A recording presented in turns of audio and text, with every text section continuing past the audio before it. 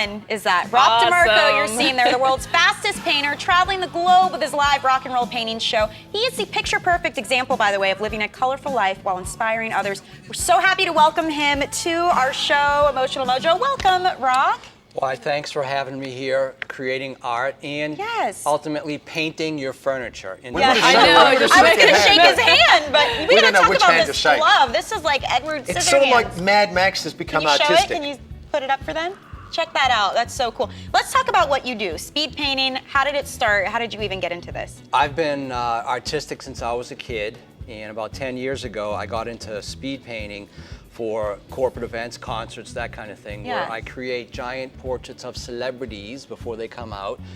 And I tell you what, this road has been a blast. If you told me 10 years ago when I was painting murals that I'd be interacting with celebrities, making friends with them, I'd have 100-something thousand fans on my Facebook and get to travel. But Rock, you used a very interesting expression. Why did you say I've been artistic since, or for the past 10 years?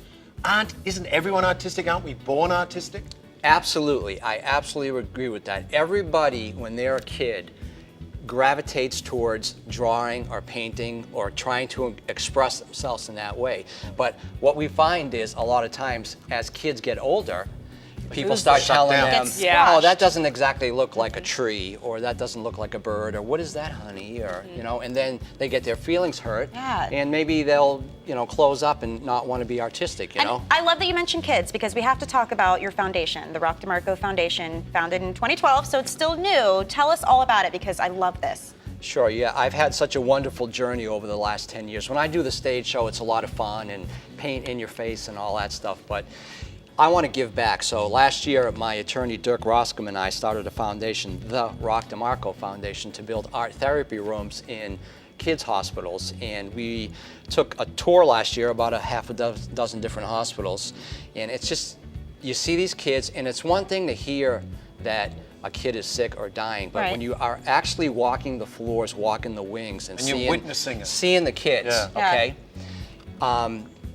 Each hospital has usually has some kind of activity room, but it's limited towards, you know, having an easy bake oven, a puzzle, some coloring books. Right. No. So what did you do? Come on, hit us with it. So what we want is we want to supply art, paints, canvases, brushes, have a safe zone for the kids to go in there, be creative, take their minds off their illnesses while they're there, and just really express themselves and have something for their parents if ultimately... And Rock, I just wonder, when you walk into the room looking like this, what are the expressions on their faces? By the way, let me just say that. When I go grocery shopping, people often look at me and want to buy some paint from me. Do you wear the glove when you grocery shop? That's my question. No, that would be crazy. Yeah. That would be crazy. I love it. What do you wear it in the shower, though?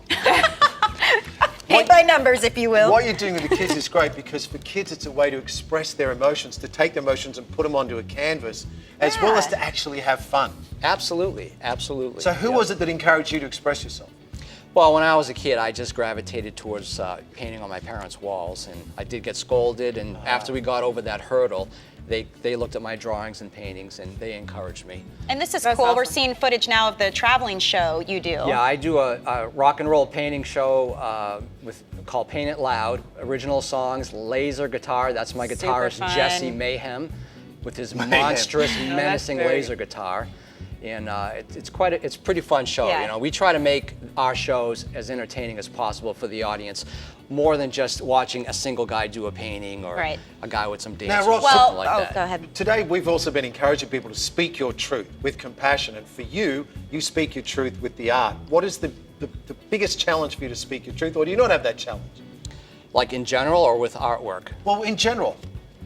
Well, you know, it's just, I think everything, because of the path of my career, things gravitate towards back to art, you know, and it's just, the truths that I see out there are what we're saying. I see people all the time, even grown-ups, come up to me and say, you know, I used to paint before I had kids, and, you know, they lose it. They lose it, is right. And a lot of people really need to revisit that and be honest with themselves. And everybody has inspiration, Yep. that they need to express. Well, we want you to help inspire us. So we're going to challenge you to paint us something special in the next 8 minutes. So you can Okay. go on and head over if you'd like. All right, let's make a We're going to have mess. some fun. Go on, walk on over there. He's going to paint something really cool, and we'll be checking in with him as we finish out the show, and he'll unveil his masterpiece in just a couple of minutes. But what's fun is he paints to music, right? So we got to get some rock and roll music going here.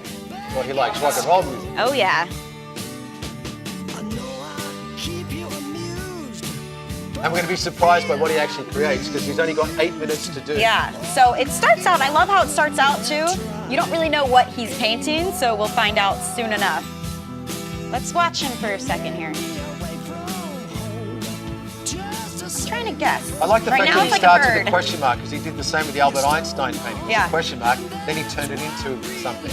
By the way, one of our Facebook fans is going to be winning what he's painting. We're going to announce that after the break, but pretty cool prize, I have to say. And it's interesting the way that he uses the brushes on his fingers, the finger brushes. Yeah. So he doesn't He have to uses dip into both something. hands. Yeah, that's true.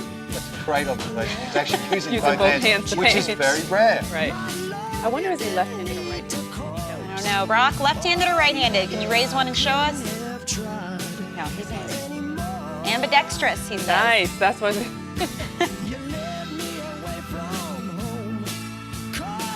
Now did we start the clock? But within about We have a 30 clock going seconds. because we got 4 minutes left. We got a 3-minute break, so if No, people I'm are curious adding to up at know- home, they'll have about 8 minutes to create 8 these minutes, masterpieces. okay. Yeah, and I think the record he did a 6-minute painting. Looks like it's a deer. No, I think it's I gonna be see something. antlers. I could see that. Okay, use your But imagination. you know it's if you not going will. to be a deer. They right. I don't know. You never know.